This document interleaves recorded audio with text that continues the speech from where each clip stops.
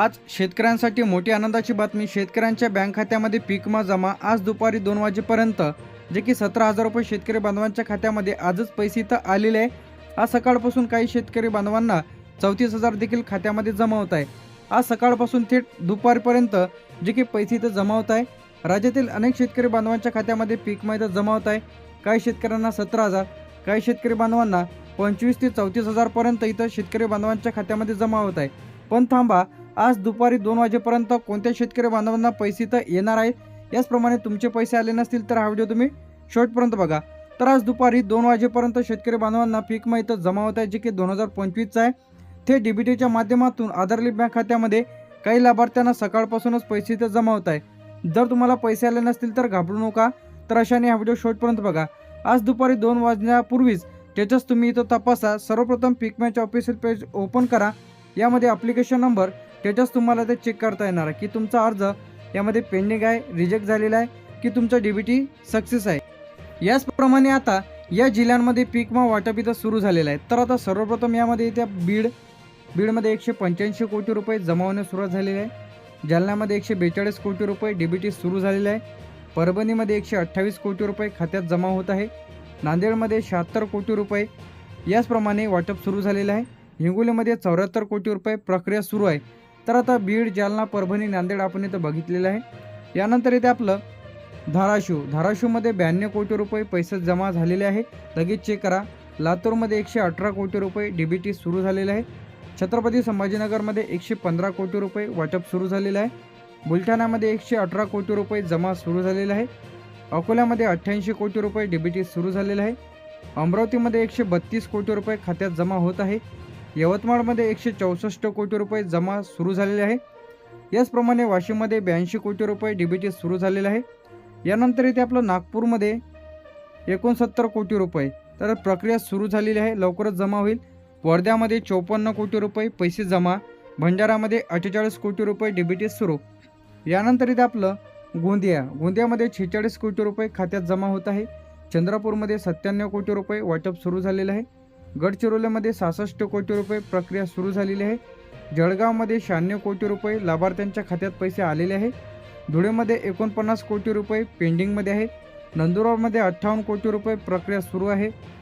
नाशिकमध्ये 102 कोटी रुपये डीबीटी बाकी राहिलेली आहे, लवकरच जमा होईल। अहमदनगरमध्ये 120 कोटी रुपये मंजुरी सुरू झालेली आहे। यानंतर इथे पुणेमध्ये 95 कोटी रुपये पेंडिंगमध्ये आहे। सातारामध्ये 64 कोटी रुपये प्रक्रिया सुरू आहे। सांगलीमध्ये 58 कोटी रुपये डीबीटी बाकी आहे। सोलापूरमध्ये 110 कोटी रुपये प्रक्रिया सुरू आहे। कोल्हापूरमध्ये 71 कोटी रुपये पेंडिंगमध्ये आहे। यानंतर येथे पालघरमध्ये 36 कोटी रुपये डीबीटी बाकी आहे। ठाणेमध्ये 42 कोटी रुपये प्रक्रिया सुरू आहे। रायगडमध्ये 28 कोटी रुपये पेंडिंगमध्ये आहे। रत्नागिरीमध्ये 24 कोटी रुपये डीबीटी बाकी आहे। सिंधुदुर्गमध्ये 19 कोटी रुपये प्रक्रिया सुरू आहे। राज्यातील तब्बल सर्व शेतकरी बांधवांसाठी खुशखबर आलेली आहे। तर आता तब्बल 1600 कोटी रुपयाचा पीक विमा वाटपास सुरुवात। यामध्ये बीड असेल, नांदेड असेल, तर अशा जिल्ह्यांमध्ये निधी वाटप इथं 2 वाजेपर्यंत जमा होत आहे। आता यामध्ये पीक विम्याचे जे काही पैसे आहेत ते कोणत्या शेतकरी बांधवांना इथं जमा होत आहे। आता ज्या शेतकरी बांधवांनी पीक विमा फॉर्म भरलेला आहे, ज्यांनी ई पीक पाहणी पूर्ण केलेली आहे, ज्यांनी 72 तासाच्या आत जे काही क्रॉप इन्शुरन्सवरती तक्रार केलेली आहे, याचप्रमाणे ज्यांचा आधार लिंक आहे, ज्यांचं डीबीटी खाते आहे, ज्यांचं नुकसान भरपाई झालेली आहे, तर याचप्रमाणे ज्यांचा फॉर्म अप्रूव्हल आहे, तर डीबीटीच्या माध्यमातून शेतकरी बांधवांना पैसे तर येत आहे। कोणाचे पैसे तर अडकू शकतात, ज्यांनी ई पीक पाहणी केलेली नाही, 72 तासाच्या तक्रार केलेली नाही, आधार लिंक नाही, KYC पेंडिंग आहे, बँक खाते बंद आहे, अर्जामध्ये चूक आहे, 7/12मध्ये मिसमॅच आहे।